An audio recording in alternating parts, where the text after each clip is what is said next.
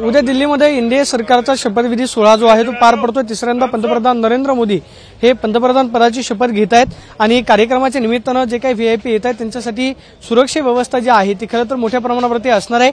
सुरक्षेची खबरदारी घेत आपण पाहतोय की दिल्ली पोलिसांकडून उद्याचं सुरक्षेचं नियोजन जे आहे ते या ठिकाणी करण्यात येत आहे, कारण विदेशी परदेशी पाहुणे जे आहेत ते सुद्धा खरं तर या कार्यक्रमाच्या निमित्तानं उपस्थित राहणार आहेत। मात्र केंद्रीय मंत्री त्याचबरोबर इतर व्हीआयपी मंत्र्यांचा ताफा, येणाऱ्या राज्यांचे मुख्यमंत्री, व्हीआयपी नेत्यांसाठीची सुरक्षा व्यवस्था जी आहे त्याचं नियोजन आपण या ठिकाणी पाहतो की दिल्ली पोलिसांकडून रोडमॅप जो आहे तो तयार करण्यात आलेला आहे की कुठल्याही रस्त्यावरती वाहतूक कोंडीचा येणाऱ्या खरं तर पाहुण्याला फटका बसणार नाही याची खबरदारी जी आहे ती या ठिकाणी दिल्ली पोलिसांकडून घेतली जाते।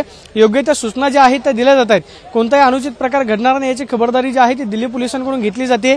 मग वाहतुकीचं नियोजन असेल त्याचबरोबर सुरक्षेची व्यवस्था जी आहे ती दिल्ली पोलिसांकडून केली जाते। आपण पाहतो की वरिष्ठ अधिकारी या ठिकाणी कर्मचाऱ्यांना या ठिकाणी मार्गदर्शन करताना पाहायला मिळत आहेत आणि संसद भवन परिसरामध्ये हा दिल्ली पोलिसांचा बंदोबस्त जो आहे तो मोठ्या प्रमाणावरती तैनात असताना पाहायला मिळेल। उद्याचं खरं तर सुरक्षा व्यवस्था लक्षात घेता दिल्ली पोलिसांकडून खबरदारी जी आहे ती घेण्यात येते आणि सुरक्षेची व्यवस्था आणि नियोजन जे आहे ते दिल्ली पोलिसांकडून सुरू झालेलं आपल्याला पाहायला मिळतं। कॅमेरा पर्सन विनोद सर, मी प्रदीप कापसे, TV9 मराठी, नवी दिल्ली।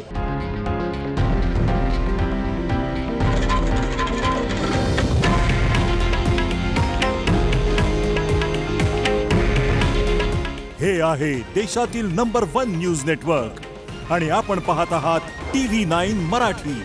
काळजी तुमची, हित महाराष्ट्राचं।